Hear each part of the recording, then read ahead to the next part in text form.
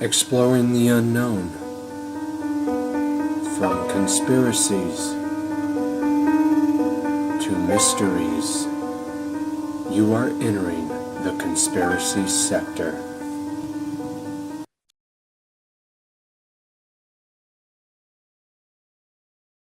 Welcome everyone to this very special program.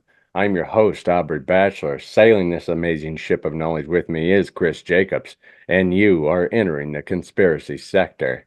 Well, like always, we hope you've been good since the last episode. We've both been pretty busy in our lives, as you have too, I imagine.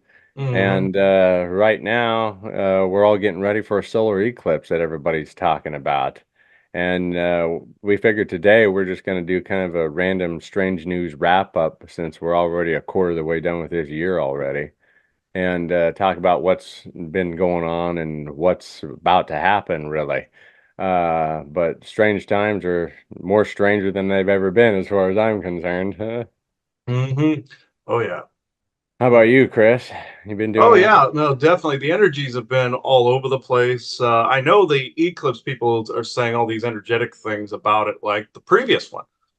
But in this case, there's a ton of hype. I mean, there's a lot of new age hype around it, but then there's some legitimacy to the energies getting more and more revved up the closer you get to an Like eclipse. multiple states declaring a state of emergency for tourism, basically. Basically, yeah, that's exactly it. That's the New Agers fly off the handle when it comes to this, but it's usually a fundamental change, like just churning up of some energies. They do this for Mercury retrograde too, and they're like, "There's two at once during this eclipse." Yeah, okay, fine. Yes, people expect there during Mercury retrogrades and eclipses to be an energetic upheaval. Some of it's co-creation of the upheaval of the energies, like during COVID when people were afraid there was an energetic upheaval because people were creating it. So mass co-creation. Now, I'm not saying the eclipse isn't giving downloads and codes like the New Agers are saying, but at the same time, some of it is amplification and some of it is co-creation as well. So I'm saying there's good things happening, but then there's other things people are adding unnecessarily on top of that. It's one of the strangest conspiracies I've heard floating around this eclipse. I'm just going to say this right away. Hopefully, all you viewers are listening to this part of the show so far because I've heard a high tale of a possible EMP, to where everything will go back 200 years, basically, So no Mhm. YouTube, no phones, no nothing. And that was one of the stranger ones. I hope it doesn't happen, but if it does, it's good meeting everybody. Thanks for viewing the episode so Oh far. yeah, I've heard the EMP, I've heard the solar flash, I've heard these are all the hype aspects surrounding this, I believe. Uh, And and not just that, you can go a little bit more strange, like the biblical aspect behind it, the biblical prophecies to earthly conspiracies. I've heard about 20 different things, and like you're saying, this co-created hype about it all. How many have happened in the past and we've survived so far. mhm. But you never know. It could be the one that, really does knock us back 200 years. And Uh, that wouldn't necessarily be a complete bad thing, but no. no. Uh, Just I got done reading a book called 1 Second After, and it's about an EMP attack. Very good. Ironically enough, I've been trying to fix up my granddaddy's old Ford Edsel, and it was a Ford Edsel was the car in the book that was still chugging along because no modern day electronics and things of that. I wish I had it running just in case of it. You'll find that if something like that happened, people would be using the older cars. There was even a Sliders episode on years ago. It was about parallel universes where an EMP had hit or a solar flash had hit the Earth, and everybody was using horse and buggy, but they were using cars to have horses pull them. They were wiring cars up to be like wagons and stuff like that. So I thought Uh, that was interesting. modern day wagons. Yeah. No. Essentially, they would just hollow out the top end of it and sit like if it was a wagon or I something. was Yeah, gonna say like tear the engine and all the heavy equipment out and just have it be a lightweight. Yeah, it's yeah. That's what they did. They pulled the engine blocks out, and it was just for horse and buggy. Yeah, a that was it. decent Yeah. idea. Yeah, and it worked. They said it was easily adaptable. They're like, yeah, we just pulled out all the old cars and did all the new. It was newer stuff. The old stuff still worked. like they could still turn on the engines and everything. So what's the So horsepower on that? yeah, exactly two. So Yeah, two studs. yeah, two studs, four if you're lucky. So yeah. Yeah, oh yeah. Uh, Well, let's dive on into an article. We're gonna start off with that solar eclipse, and I'm going to go to this article here, and it is. Let me get that on my computer all situated here.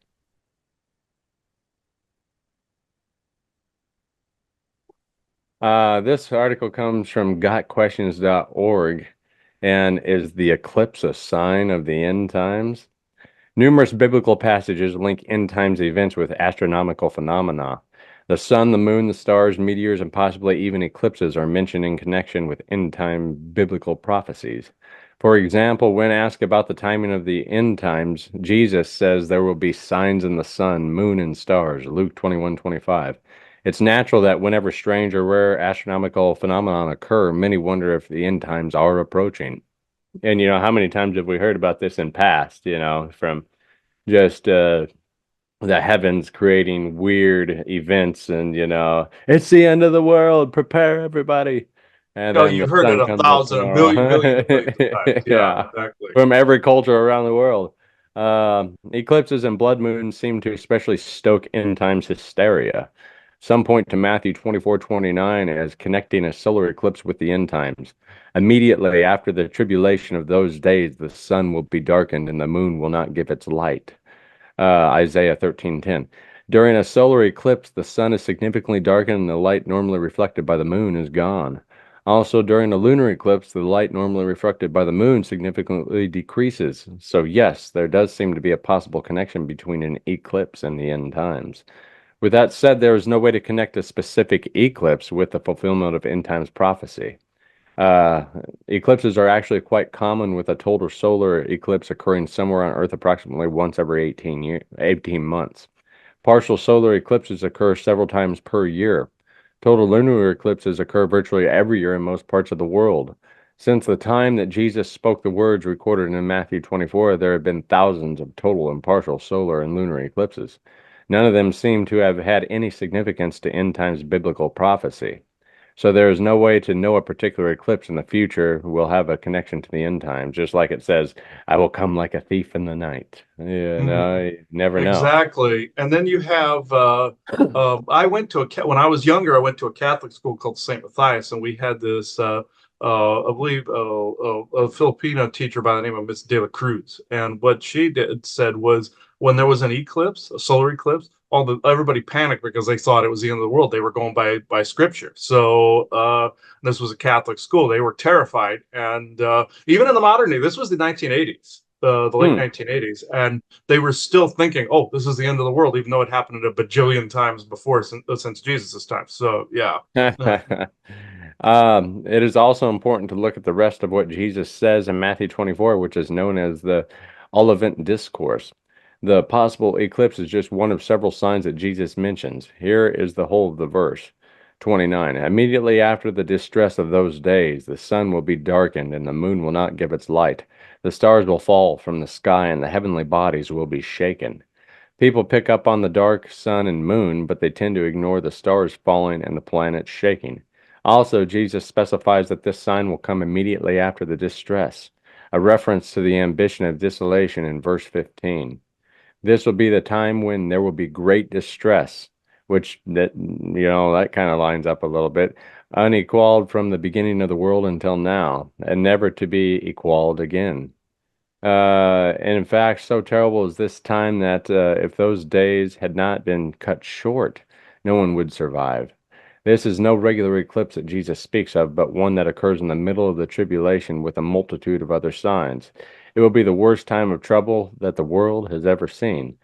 It is important to remember that Jesus said no one knows the day or the hour of his return, like we said, thief in the night. Since eclipses can be pinpointed to the very second, it would seem an eclipse cannot be the precise moment of Christ's return. Our curiosity about when the rapture will occur, who the Antichrist will be, and when the tribulation begins, and what exactly the abomination of desolation it must remain unsatisfied for now. The Apostle Peter gives us practical instruction in the light of end times. You ought to live holy and godly lives as you look forward to that day of God and speed its coming. That day will bring about the destruction of the heavens by fire, and the elements will melt in the heat. We know that we will see the new creation where righteousness dwells. Living our lives in light of Christ's return means living in holiness and anticipation. Trying to calculate the timing of end times events based on astronomical phenomenon is not something the Bible calls us to do. So, like we were saying pre-show, just all this hype that's being created about the solar eclipse. Hopefully Yeah. nothing happens, but you never know. Maybe this could be the thief in the night event. But like it's saying here, we can predict it and time it and know when it's going to happen. And there's Hmm. been however many that have happened before. Yeah, Uh, there is a there is also they've adapted this prophecy to the solar flash that'll take out every bit of electronics, or even in 2012 they used the Mayan calendar and Aztec calendar to say, oh, 2012 was the end times. What actually occurred was a solar coronal ejection in the solar system, and somebody stopped it out there. And also this has to do with timeline changing. We change timelines periodically that we stand on, even as individuals. And some things sometimes things will vanish, other things won't. This is more of a Mandela effect. I won't go into that, but it's like on some other Earth in the multiverse, yeah, a disaster could have happened in 2012. That's entirely possible. Infinite diversity and infinite combinations. That applies to people and situations. hmm. So that's a quote from Spock, essentially, from Star Trek, but it applies. But what happened was that something was averted, but the whole solar flash, and I'm open that story was even hype. I'm open to that too because I came from an insider out there. I'm not going to name the insider, but I came from an insider out there. There's also another one. There was also a false insider out there that gave solar flash information, like, oh, prepare for the solar flash, and this then coincides with biblical prophecy of an end times of the thief in the night thing. So you see how they're trying to drag it from Christianity to New Age to modern day prophetical, insider information, quote unquote. You see how they're going along that whole Hmm. narrative. They're just picking something that was older and regurgitating it is what they're doing. And they're continuing on, hoping people co-create it to where there's something that actually does happen, because some of the bad guys out there actually get benefit from some of these happening. Like the banking scam that's out there, the Jasara Nasara or Great Reset. Nobody benefits from something like that, and money, even silver and gold, would be worthless in some situation like that. Well, That's the the type elite of levels. dude, the elite benefit. The elite benefit, yeah, they're the only ones that benefit. And also, if there was a solar flash or coronal ejection, they'd be underground. They would also benefit from that. So, who benefits from co-creating all the hype? Say them, and the sun would do the purging for them if something like that happens. So, or a culling. It's essentially basically they're trying to call for a culling, but not saying it's a culling, kind of thing. So, And uh, we picked up on this before, but all the elite that are building doomsday bunkers like they're in preparation for something. That's the some other say it's strange the thing. fake alien invasion. That's another topic we could go into at some point as well for a show. I think that would be a good one. That's another hype that's a narrative that's being built. That's essentially saying, hey, we're going to cause this. Oh, you get new houses, you get new buildings, you get new technology, but still, it boils down to culling, and they want people to be okay with something like that. So Uh, that'd be a good topic to dive into at some point. But yes, yeah, elite masters. Yes, elite masters. exactly. And most of them would be speaking German. So just to put Yeah. that out there. So yeah. Blassen its Narben uns ja. Uh, Uns ja.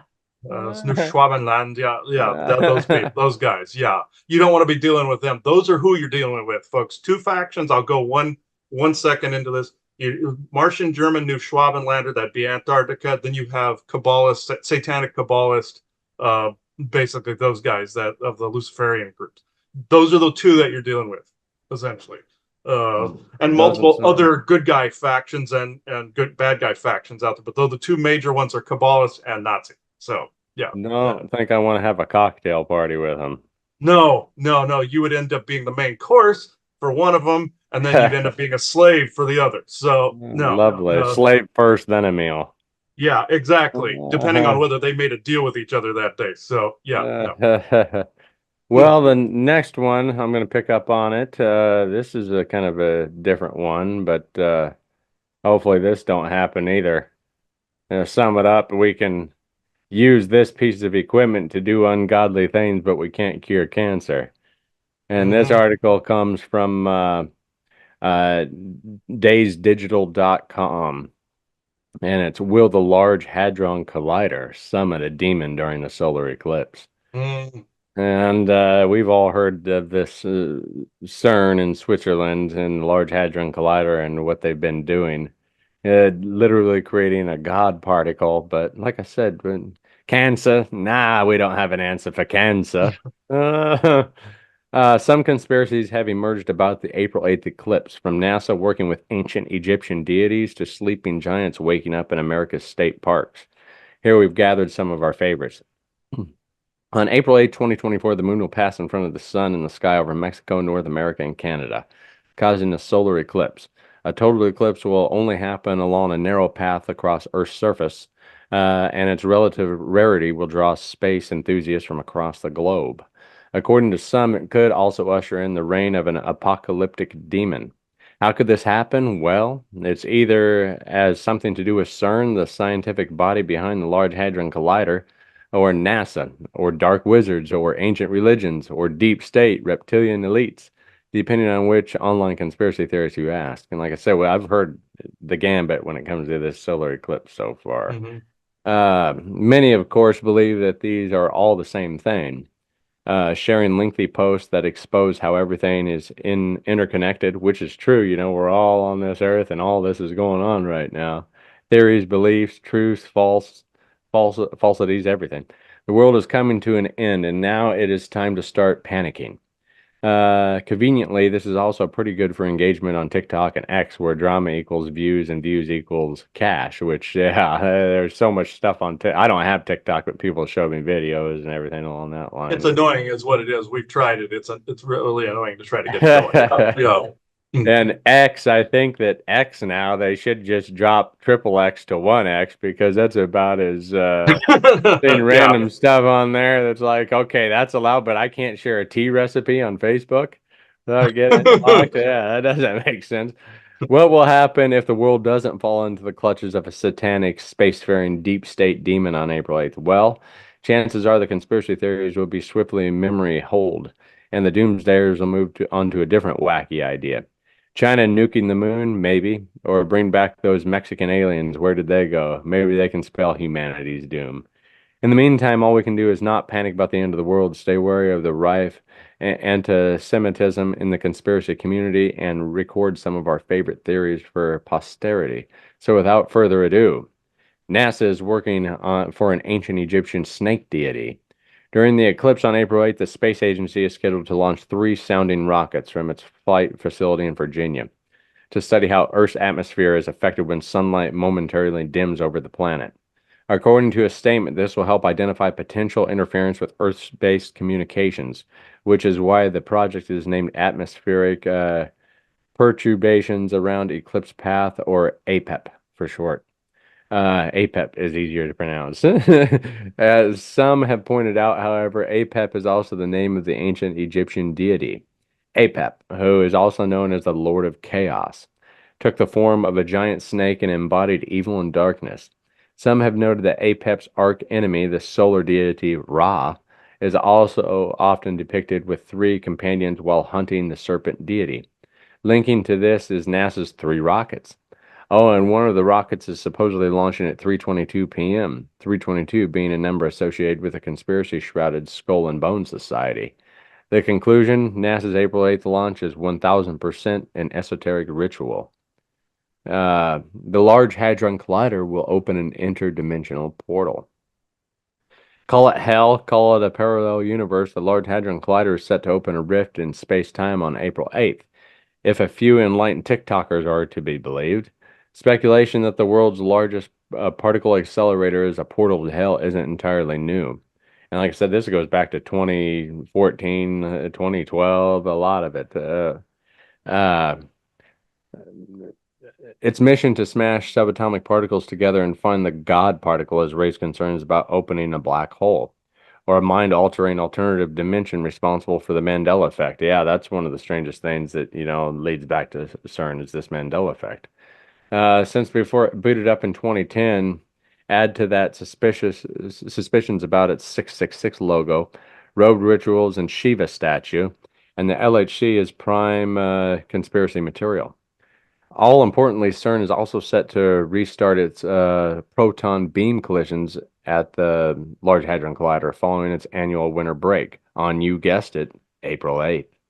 Does this actually have anything to do with the eclipse, which will only appear as a tiny partial eclipse over Switzerland, where the LHC is based?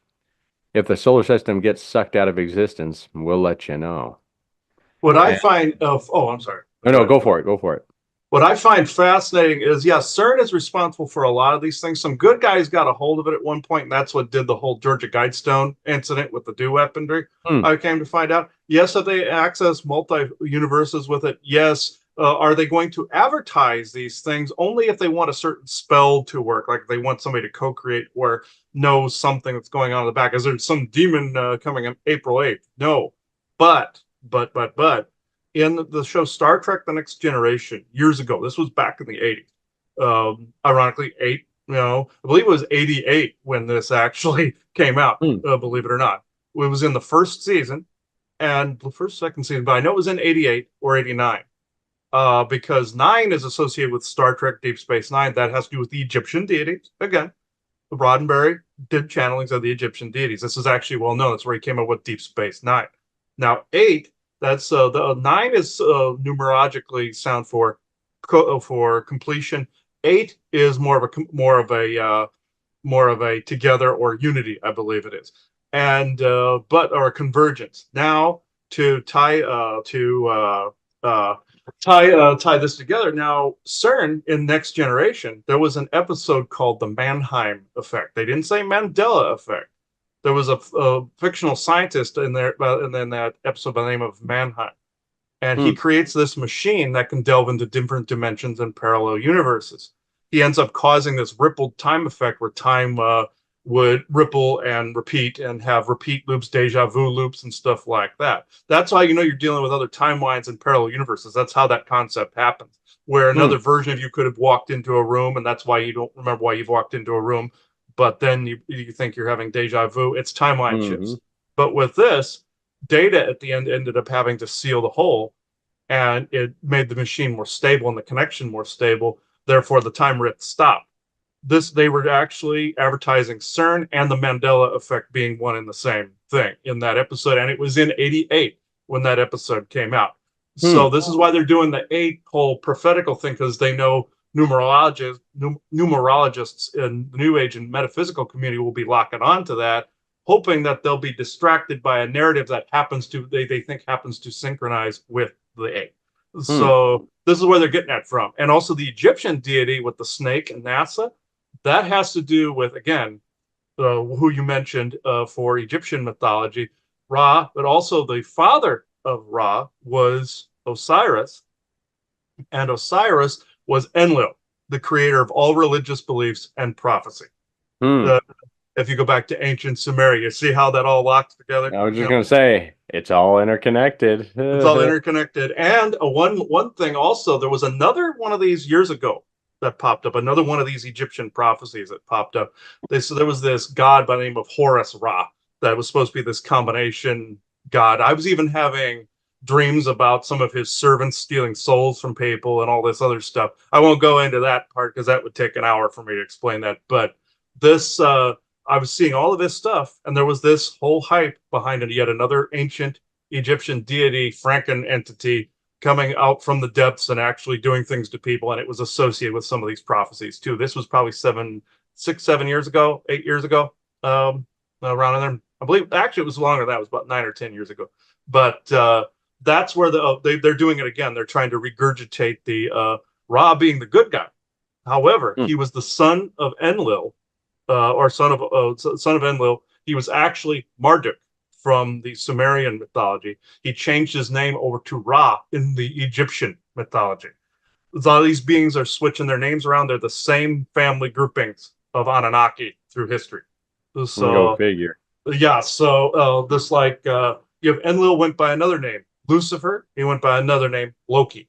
So this is so you see how all these names repeat, and they're Hmm. just adding in more Luciferian propaganda, essentially saying basically they're trying to say the devil is going to cause this prophecy to take effect. That's what it translates to. Is they're saying Satan is doing this, Satan is doing that. That's what they're trying to say, kind of thing. And they're going. It goes right back to Christian again too. So if you analyze it across all the religious beliefs, they're saying the same story over and over and over again. Is what Hmm. it is. If you analyze it, they're trying to repeat it so people get locked into a narrative, even though there's truth in some of the things they're saying. Hmm. They're adding in truth and they're adding in bullshit too. So they're trying to just vomit the same narrative up over and over again. Like So Phil Collins, can't you see this is the land of confusion? And there's not exactly. much love to go around. Disturbed did a copy of that too. So yeah, Yeah, that was good. That was yeah. good. Mm-hmm. I then there's one more part to this article here that's kind of interesting. I haven't heard this name for a while, and it's Aleister Crowley is somehow involved.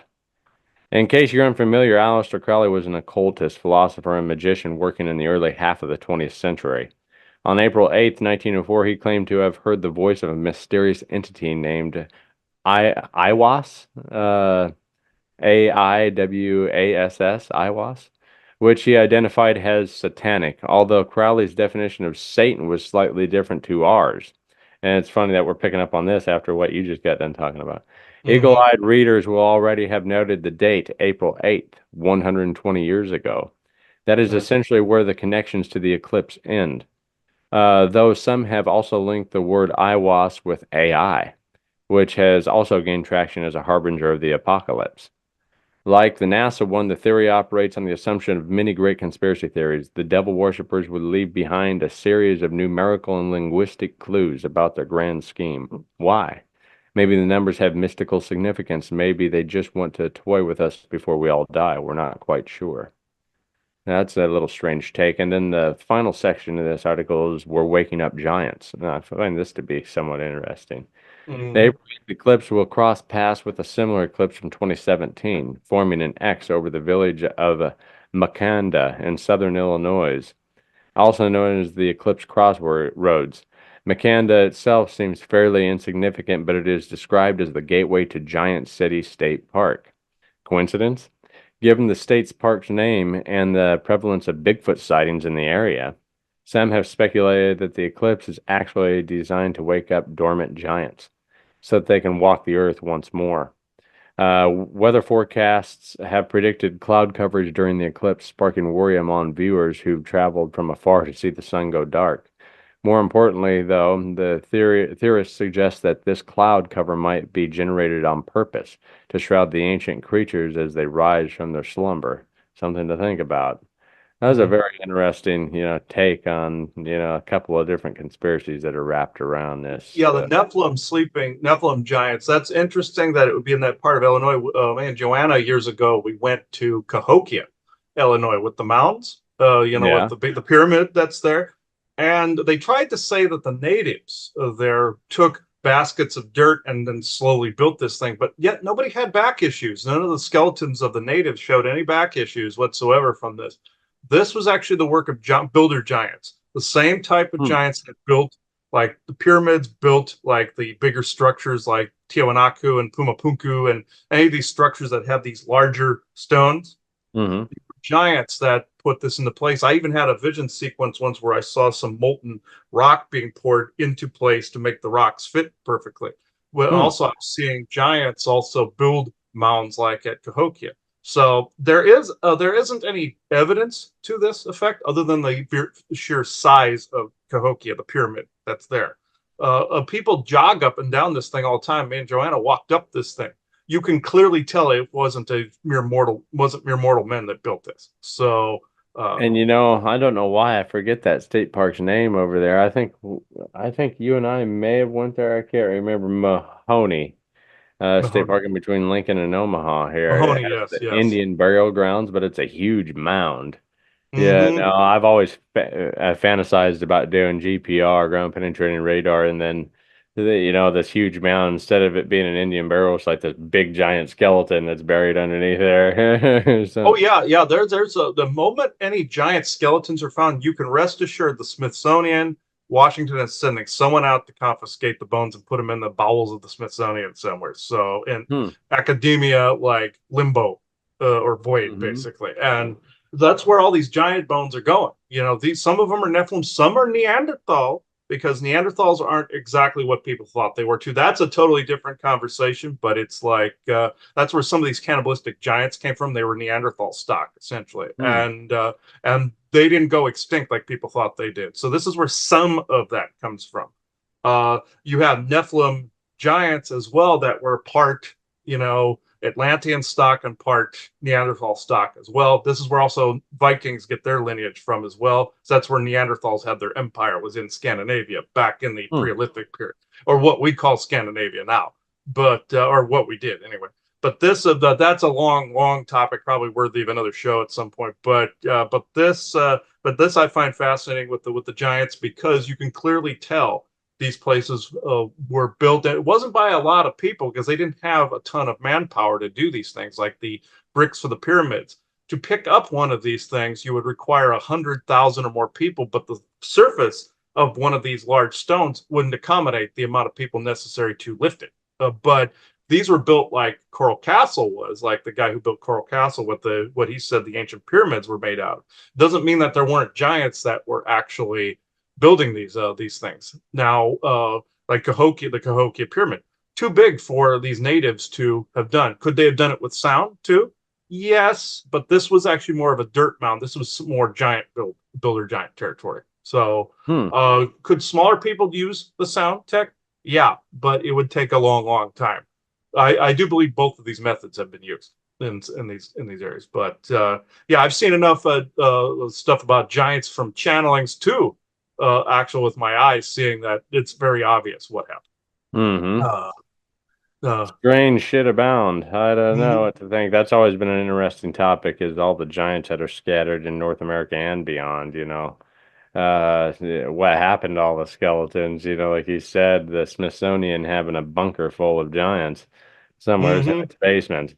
There was that one show that came out on History Channel here, like what, 8 years ago. They only had one season about the giants. It was two In brothers Search of Giants. Yeah, in that was Search of actually great. Giants. Yeah, that Yeah. was a good show, but I can't believe if Oak Island can go 12 seasons, how come that one couldn't have gone at least two or three? Yeah, what always bugged me and Joanne about the Oak Island show is, the fact that it's gone on so long and they haven't gotten into the money pit. I know it's a lot of work that is required for that, and I commend them, if they've stuck with it that long. But what bugged us was we switched away from the show one time, came back, and they were still talking about this chain that they had found on the island. I'm like, okay, I'm interested in the pirate booty, okay, but Yeah, and who you knows? know, It is a strange. That's why the thing about Oak Island, it just becomes so fantastical with everything that's happened there supposedly throughout history, and what historical figures had supposedly been on the island, and what they might have left, and what they were up to, and everything along that line, from pirates to adventurers to average Joes to just everybody. It's had quite the history, and from Templar to Vikings. yeah, Yeah, that. Templars. Mhm. And I've kind of fallen off the radar. I stopped following the Oak Island thing about a year and a half back. I haven't really seen Yeah, what they've been up to. yeah. They've gone on for so long. It's hard to keep track of some of those cases. I'll be happy when they find what the treasure that's actually. That'd be awesome. But Find another clue like the buried plank boards or something. yeah, yeah, something really big, there. That'd be awesome. But yeah, that there's a lot of these topics we could. It would even be worth doing a show at some time on Okai, and I think that would be Hmm. fantastic with some A of the lot of people mythology. like it. A lot of people Yeah. like Oak Island Mystery. Yeah. Hmm.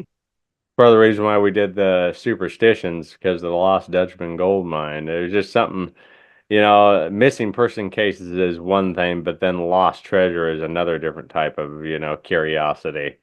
Yeah, and then There's they tend to cross paths every now and again. because people go missing looking for the treasure. Yeah, so I guarantee you, you go to Oak Island, not well, Oak Island too, but also for superstitions, like we said, you go there, you're gonna not only find well where there's treasure, but you're gonna find bones in the process. So yeah, Mm-hmm. and from Very missing people. strange.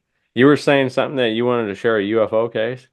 Oh yeah, there's been several things here what people have seen. Laverne saw uh, a uh, a UFO not too long ago. It was one of those cigar shaped ones that it was had kind of like a mercury texturing to it, and it was kind of like blobus look, but like it had shiny exterior.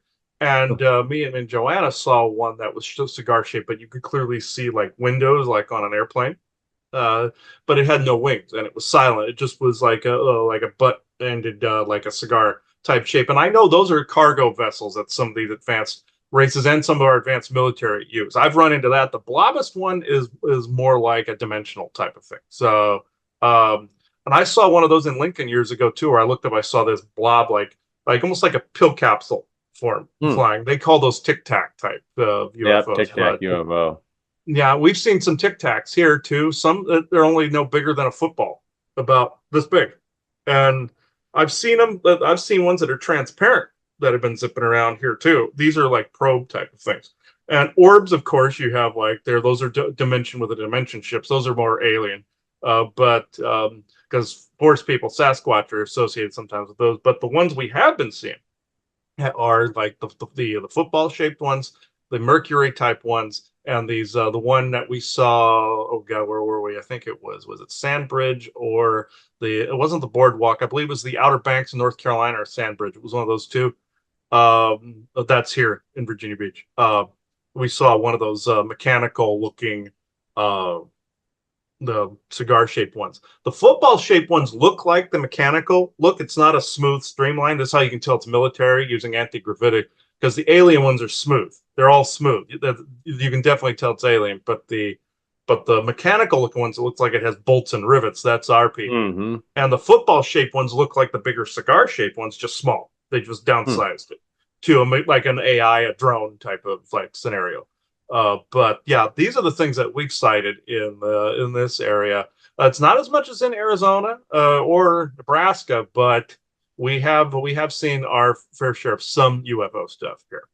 Yeah, like I said, one of my favorite UFO cases was that Herb Shermer incident right here in Nebraska and Ashland, Nebraska. I think we've talked about that a little bit before, but I wish that there'd be more cases like that that are popping up again. I feel like uh, it's transitioned from abductee and crop circle phenomenon to just more sighting phenomenon, as of the last few years. I haven't heard of like a Travis Walton case or anything like that for quite a while. Yeah, I haven't You, heard too many big elaborate ones like the Travis Walton case in quite a while. Yeah, me too. hmm Yeah. I'm sure that there's some places. I know South America's had quite the vast array of UFO experiences throughout the last 2 decades. And I should have tried diving into a little more UFO events that have happened so far this year, but I figured I'd wait a couple more months just to see if anything happens a little Mhm. bit more severe and noteworthy, I There guess. has been a rise in another particular phenomenon that's come up, though, that's actually getting more and more common. And this has to do with fake insects. These Hmm. are essentially fall under drone probe category Mm-hmm. because military associated. Now, they're the most common ones that people are seeing, and they don't see. There's a spider type, a fly type, mosquito type, and a bedbug type. There's a bird type too, like if they really want a more elaborate type, you can tell it's a fake mechanical bird if it has like the Terminator thing going on. That's a rarer one, but the fly one can go around collecting cells from people, collecting DNA, and spot like a drone. They depicted this. I'll be short with this. They depicted it in the show Dragon Ball Z years ago, where a character named Giro was sending a fly out to collect cells from all the hero characters. If people want to look that up, it's in the show Dragon Ball Z years ago. The creator of that show died recently. I did a channel with him on a friend's recording not too long ago, but he passed away because I believe he was actually getting targeted because he was depicting some of this stuff in his shows over the years. He talked about reptilians and all this other stuff, and the heroes defeating them. He was depicting heroes defeating a lot of these people, like the deep state and everything. So what happened was these flies will go around collect cells, they'll go around collect DNA, and because there are multiple factions of military corporate factions working, they also have agreements with each other. They won't cross this line, they won't do this, or they won't show up in person to collect or abduct people in some cases. So what they do is they send bugs in to monitor, literal bugs. In this case, a spider. We saw this back in Prescott when I was there sitting on the bed one time. I saw this spider crawl up on the wall, and it was fairly big, about an inch long, about an inch and a half with the legs. And I kept feeling this weird energy coming from it, like technological. And I saw a blinking light inside of its skin. And I went and grabbed it off the wall, and I took a razor and cut it open, and it had an actual implant on the inside. It was mechanical, and it moved like you were hurting it and stuff like that. But it was a piece of technology, AI designed to act that way. And the most recent occurrence from a client that I came to find out, and this was witnessed, was bed bugs. And there was a faction, this was up in Canada, there was around Toronto, there was a faction that was trying to collect DNA from this person and their significant other. What happened was this faction took some bed bugs and let them get into the person's apartment.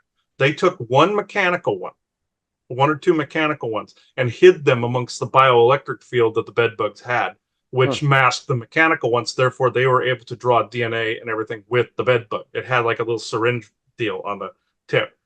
These are some of the sleazy tactics some of these factions are using to get around some of the treaties and agreements that are out there recently. But this is a phenomenon that's on the rise. It's been around for decades, but it's been more in post-COVID years. I've seen a lot more of these mechanical bugs. And they're hard to detect. You really have to know what you're looking for. Some people think it's bioluminescent skin of like a spider or a bug. You've gotta really look, and you'll notice that it's a predetermined set of functions that these bugs have. That they're not alive. You can just kind of tell they're different from the others. It's kind of like seeing a Lego rendition of a bug. You know, you're just kind of like, okay, something's off about this, no matter how advanced their Star Trek-y stagecrafting department is, wherever in the bowels of some base somewhere, or DUMS base, they call them DUMS, deep underground military bases. So it's like they call that. So they call them DUMS. So that's the acronym that's floating around now. I didn't create that one; somebody else did years ago. But this is where they create and manufacture some of these, and they have little cameras on them and everything. They can't see everything, but these are highly advanced. The bird ones are rarer. These are ones like if you went up close to a bird, you would be able to tell there's like the Terminator eye thing going on with it. It's creepy as shit. I have seen these before, so that's how I knew they existed. But the bug thing is actually on the rise, and they're coming up with new bugs. I'm not saying people should start killing these things or bees or bugs or any kind, because they're not. There's like one in like a trillion that's one of these. So or a billion of one of these. Just look real carefully at the bugs. You will start to see one that doesn't quite fit in. One of these things is not like the other kind of thing. So but that's a phenomenon that's on the rise currently. Post COVID, it just took off. They started pushing the envelope when it came to the cell collection and the DNA collection and some of the spying with the bugs. And literal, they call them bugs because it's a monitoring device, but it's a literal bug too. So, or an arachnid or something like that too. But yeah, that's a phenomenon. I wanted to mention that because it has popped up in several of my sessions lately, and it's popped up. Reports have been way up now for the bug. Yeah. Perfect timing, because that'll lead me into the final article, and we can probably go into some questioning if you want after that. But basically, eclipses and bugs were the two main topics today. An interesting little fact about the bed bug, I consider them dinosaurs because they've been around since the dinosaurs. Ticks too. They're cousins of each other. Tick. Just Yeah. a very strong, resilient little creature. I got to give him respect for that, even though I hate him. But Cockroaches, same thing. They've been around since the Preolithic period. So yeah. This next article is quite an interesting one, and it fits with the bug topic here. This comes from one of my favorite websites, naturalnews.com. And let me get these pages lined up. And the article is titled Bill Gates' GMO Mosquitoes Unleash 400% Increase in Dengue Fever in Brazil. Now they're begging for his vaccines to stop the outbreak. They cause it. It's the fireman and the arsonist routine, essentially. Yep. It's exactly what it is. Dengue fever outbreak is sweeping across Brazil after billionaire eugenist Bill Gates, and he's the prime definition of that, unleashed untold billions of genetically modified mosquitoes to carry out into the wild. And now the Brazilian government wants to buy loads of Gates's dengue fever vaccines to stop the spread. Man, quite the business. Quite the business. Reports indicate that 40 people in Brazil have so far died from dengue fever, according to the nation's health ministry, while another 265 deaths are being investigated to see if they too are linked to the outbreak. Brazil's response to the outbreak has not been one of reflecting as to why there is suddenly a 400% increase in dengue fever cases ever since the GMO mosquito release. Instead, the South American country has decided to purchase 5.2 million doses of dengue fever vaccine called Qdenga that was developed by Japanese drug maker Takeda. Another 1.32 million doses will also be sent at no cost. 3 Brazilian states have declared emergency status, including Minas Gerais. I always have trouble pronouncing South American names. Brazil's second most populous state, as well as the federal district where the capital city of Brasilia is located. Since the start of 2024, there are already more cases of dengue fever in Brasilia than there were during the entirety of 2023. The infection rate is currently 1,625 cases per 1,000 inhabitants, so that's 1.6%, which is far higher than the national average of 170 cases per 100,000 inhabitants. That's quite the jump. Children aged 10 to 14 will start receiving the Qdenga injection this week in an attempt to stop the spread of the disease, but will it work? UN World Mosquito Program also responsible. In 2023, the United Nations World Mosquito Program announced a 10-year plan to unleash so-called gene-edited mosquitoes in Brazil. The alleged purpose being that these GMO bugs will one day eradicate dengue fever from the country. Brazilian health officials in 5 cities have been releasing clouds of lab-grown Aedes aegypti mosquitoes infected with Wolbachia bacteria, which prevents dengue virus transmission to humans, announced Harvard Public Health in an August 2024 report. The country will be the first to launch a nationwide program to release Wolbachia modified mosquitoes, which are expected to protect up to 70 million people from dengue fever for the next 10 years. And it's building a factory to scale up mosquito production. Beginning in 2024, the factory will mass produce 5 billion mosquitoes a year. In the years since the announcement was made about the release, dengue fever cases have soared throughout Brazil. The obvious cause being the GMO mosquitoes that were allegedly unleashed to stop the disease, not create more of it. Keep in mind that the UN's World Mosquito Program received a $50 million grant from the Bill and Melinda Gates Foundation, go figure, which is also bankrolling research into more dengue fever vaccines. Takeda, the manufacturer of Qdenga, also received millions of dollars in cash injections from the Bill and Melinda Gates Foundation. In other words, Bill Gates Foundation money is involved in all sides of the situation, from the gene-edited mosquitoes, which has apparently exacerbated the dengue crisis, to bankrolling companies who are providing the in-demand dengue fever vaccine to Brazil, writes Jamie White for InfoWars. To what end?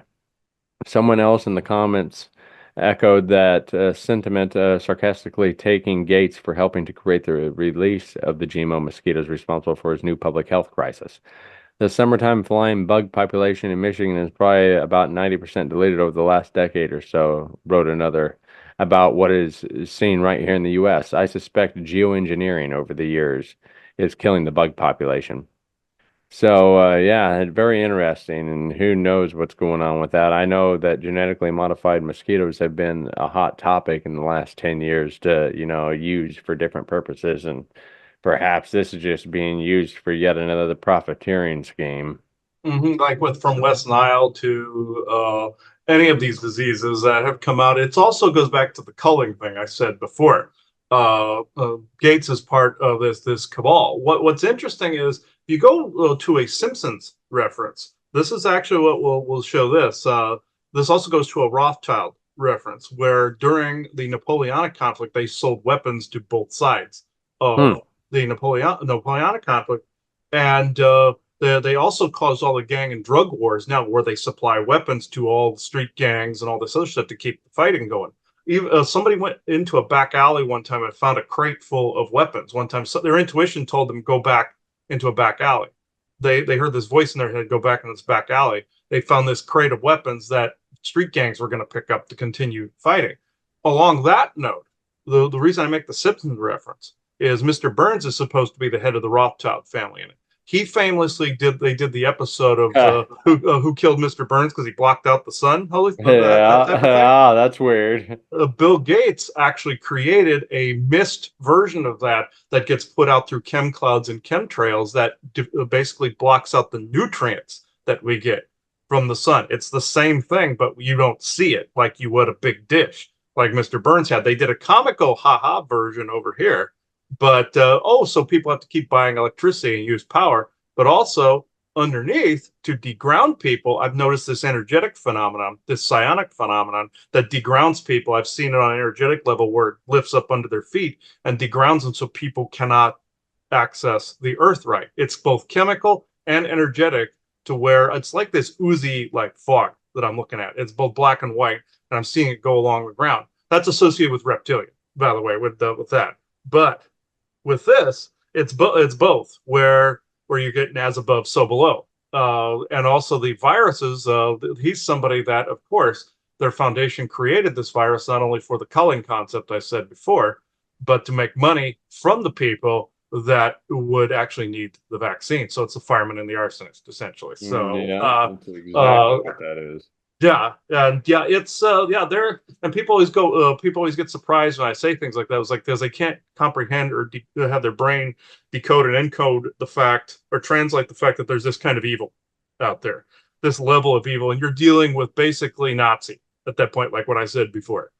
That's who's making a lot of this garbage. Some of these viruses and some of these vaccines and some of these concepts. It's essentially Nazi. Is what you're dealing with. Nazi concept, also Kabbalist garbage that's out there. But yeah, from having experience around these, you kind of can surmise what they're kind of going to bring down the pipe. But yeah, so we could go into the question answer if you want to do that. Yeah, but, sure. All right. Okay, I opened the circle of truth, but I want to know conflicting agendas at this point in time. Okay. Who is actually going to talk, believe it or not? Let's see. Isaac, of course it would be you. Okay, let's see. Yeah. All right. Energy is kind of spotty today, actually. There's a lot of, it feels like you're being microwaved today. It's really weird. It's like I can feel under my eyes here. There is like this, when you get this weird pull on the eyes like this. You're a TI. Targeted individual. Yeah, you get the of course, and my thoughts have been kind of scattered. So yeah, that is essentially what that is. So even though I always tell people, if you're going to say TI, refer to it as in the past tense, so you don't co-create more of it. Yeah. But if the shoe it fits too. So most of the TIs that are out there, that's there's almost everybody's targeted with something like a psionic field. It's the ones that rise above the negative psionic field that's out there, or the psionic dampening is what the term is, are the ones that are targeted more because they're pushing above the interference is what it is. And the warriors out there are poking their head above first, and they get it almost lopped off. That's where the TI concept comes in, right there.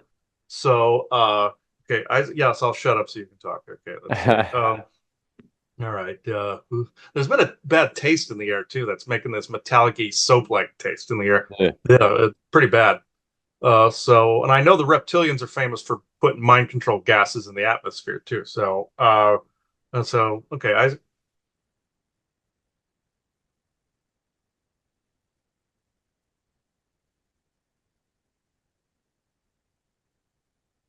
yeah, anytime, Isaac.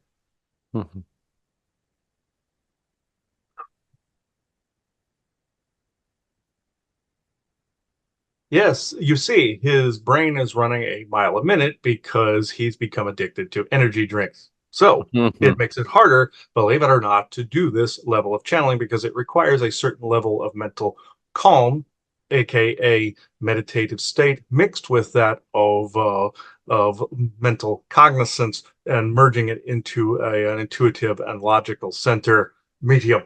So I had to throw him under the bus because he's getting an energy drain, you see, from the psionic field that he spoke about, and therefore compensating with it with energy drinks. We have told him about this in the past, but he has ignored us. So, in this particular way. So, I will say that these topics you are talking about, yes, this is indeed true. I myself am around some of the very people that have created these things. The way I am communicating, of course, through his communication arcs that he has outside, but also I am actually wearing on my head a form of, you would see this as more of a V2K voice to skull type unit that enhances a psionic field, therefore going through the communication arcs by which then he has created. Other races will then sometimes put an implant at someone's home, so who you're seeing as a hologram, that they're wearing a hologram, like on Star Trek Voyager, whereas the character of Barclay in the holographic doctor's hallucination sequence one time was saying he was sitting in a chair with a Neuralink and going into the holodeck to speak to him. This is an actual concept we use quite prolifically. Lane and Vess and the rest of us do as well. If we cannot be around physically in a different frequency layer, but you get the idea. The concepts that you're talking about the eclipse now, you are correct. There's a lot of hype. There's a lot of distractive narratives surrounding. And you know what's going to happen on the 8th of great significance? Absolutely nothing. Because other than the fact that you're getting energies from the sun, I would recommend that if you're afraid something's going to happen, just say that you revoke any and all unneeded energies and codes that are not needed in the moment in time during the eclipse that is not needed for you, and then keep the ones that are needed for you in the current moment in time. This will negate anything negative you think is going to happen. They build up hype towards an event all people look for. Think of this as a marketing scheme, folks. What do people do around Christmas time? They try to market products. He's done the same with his Oregon shirts, all of this. What do they do around Halloween? They market. What do they do around eclipses? They market. Now, once they create it, the Lionsgate being one of the biggest of the bunch that was created back in the 97, 98 by the three-letter agencies to make sure that people co-create certain things in a more deadened time of year where there really wasn't anything, and that's in August 8th to be exact. You see where the 8 comes in, and they're using the power of the 8 to be able to stamp this into place, again, going back on biblical prophecy. This is why it was 97, 98 when the Lionsgate concept was created. And you will see that they'll mark the eights quite often for some of these more prolific narratives. There's nothing to the Lionsgate, folks. Absolutely zilch. So if you look into that, the eclipse, yes, you are getting energies. This is causing some of this weird jitteriness. Is some of the microwaving. Also, you have a Mercury retrograde taking place. But again, there's hype, but there's also some planetary alignments that also make sense. People are thinking, oh, Mercury retrograde, it's associated with businesses falling apart. It's associated with not making plans, financial destitution in some areas, blah, blah, blah, etc. Yes, are there some things that, of course, certain energies will change things later on? Yes. But people always seem to associate that with gloom and doom. Now it's being aligned with somewhat of the eclipse. As you can see, then it's now going from one thing to another thing to another thing. What happened when all those planets aligned last year? It's like, oh my God, there's going to be this. Oh my God, there's going to be this. Oh my God, there's going to be this. What happened? It aligned. You will look very carefully. The alignments always associated with sevens, eights, and nines. And as he said before, 7 is associated with the number of God. 8, this is a more of like an abundance cycle or union or something like that coming into being. 9 is completion. This is you will see it follow those patterns, and also every time it will also begin with the number 3. 3 is the basis for all geometry, and that is the most bastardized concept in all of history, spawning OCD mentality where people feel they have to do things in threes, etc., etc., etc. But the good that's AI doing that. But the good aspect is building geometric forms, like with some of his protection symbols. So I know I went on, but I will go into questions if you like. Yeah, during the solar eclipse, what's something that we can do to take it all in and advance ourselves energetically and perhaps spiritually? Taking it all in would be the opposite of what you should do. In this, like I said with that revocation before, only take in what is needed in the current moment and discard the rest. Remember, the moon is involved, and the moon is associated with codes you probably do not need. So, with that, this is what happened in 17 with the other one. People felt ill after the eclipse because they were encouraged to take it all in. When they did so, he found out the revocation by which I mentioned before, and people were all right with it. I recommend, again, a shorter version would be I only take in the energies that I need in this current moment in time, and I discard the rest. That particular declaration will automatically basically tell your brain, hey, stupid, do not take on, and now I'm not saying the brain's stupid, I'm just saying, you know what I'm saying, take on what you need and discard the rest. The energies for basically any form of spiritual enlightenment, you possess these already, but these energies will cause a jitteriness. The good side of this will cause a jitteriness in people that have things that need to be dislodged. I say energies that are no longer needed, thought form patterns that are no longer needed. It'll feel like you're on a weird a mix between of a caffeine high and a drain. You're getting the psionic warfare that's going on right now mixed with that of the real sunlight. During this eclipse, they wanted to, and I will tell you the main objective here, they wanted people to think disaster because the sun during the eclipse is actually piercing through that chemical cloud that he said Bill Gates put up before, the whole Mr. Burns concept. This is what is actually being burned through during the powers of eclipses. So they wanted to distract you with other narratives so that you weren't taking in that. Very interesting. Vitamin D, vitamin E, all those things. Yes. When it comes to the fake bugs that are inhabiting, real bugs, is there any other? I know from acting strange, is there any, and like certain the eyes, perhaps like in birds, is there any other fall tail signs of where you can pick out a created lab bug as opposed to a natural bug, like their behavior? Is there any other tips and tricks on how to find those? It's like with the killer bees, for instance, when those were created, they used some Preolithic DNA and also African honeybees and local other bees that they put in there. They'll be hyper aggressive. They would be kind of like an animal on rabies. You know how they would attack you and bite you right away because the brain's all messed up. Like your killer bees, they would come at you immediately. And also there'd be a severe allergic reaction, an over bloated allergic reaction. This is for the genetically engineered side. He saw years ago a mix between kind of like a dragonfly and a ground hornet. An older lady called on 2 friends of theirs, household friends of theirs, in the game at parks in Nebraska to go take care of this. When they blew up this mound, they saw these weird bugs. They took one to the university and it said it was some weird genetic hybrid. It was like a flying hypodermic needle. That was a genetic aberration that was put out there, like what Bill Gates did with the mosquitoes.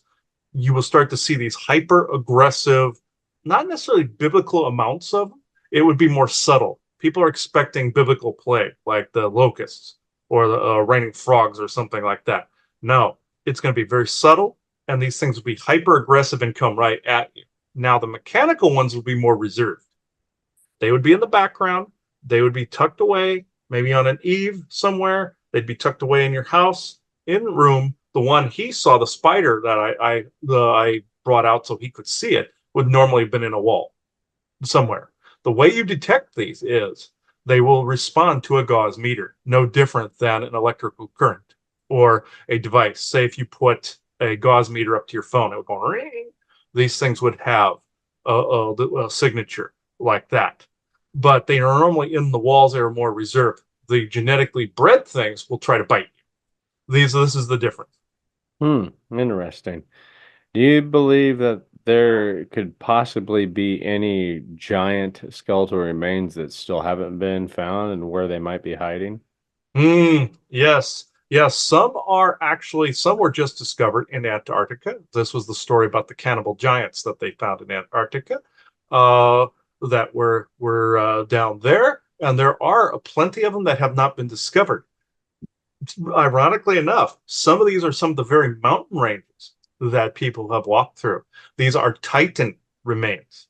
These are decayed Titan remains from millions of years ago.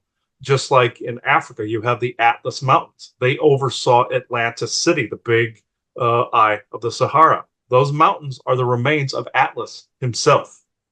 So they turn to stone. Some forest people will turn to some of this as well because they have Titan lineages. Also, you'll find that some Earth lineages also turn to crystalline structures. That's the crystalline DNA you've heard about. That's some ET have certain genes opened up to when they die, they turn into a crystal, like the sporosistine life form in Star Trek Voyager. The caretaker in the first episode turned into a crystal cluster.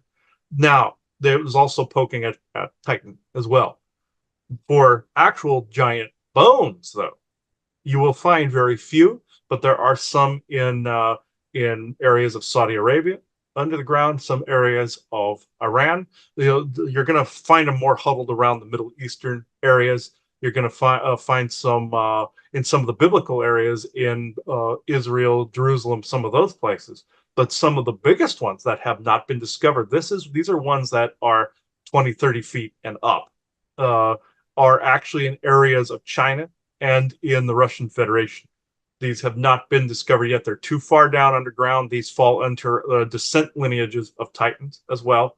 And for Nephilim, the ones that are only maybe 11 to 15 feet high, Sasquatch size, which are not Sasquatches, by the way, those would be found relatively in some of those same areas. But then those would be more in essentially some of the old desert areas that used to be links to Atlantis, like in Africa. Like some of the Sahara area, you would start finding some proto-Viking giants that are actually in those areas. Peru have a few too that are actually still alive. Some also in the Peruvian Andes and other places, you would find giant bones there that have not been discovered, that are either buried in buried in soot, snow, any of those things. Himalayas are another one. So these are areas that are from the smaller giants, like 11 feet to 15 to even 20 feet.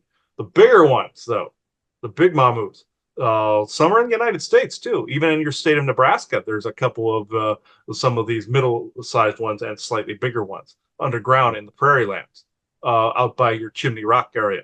So these are areas that and the Panhandle and such. These are areas that people have not searched for very often. Some were found by your military when digging bases and drilling, and same thing with the Garth and honeycomb areas of the earth. But there are some that they have not located because they have blended so well with the surrounding rock strata, and also there's magnetic materials blocking it. There's piezoelectricity from quartz blocking it. All of those things. Very interesting. That's very good information. Thank you for popping through.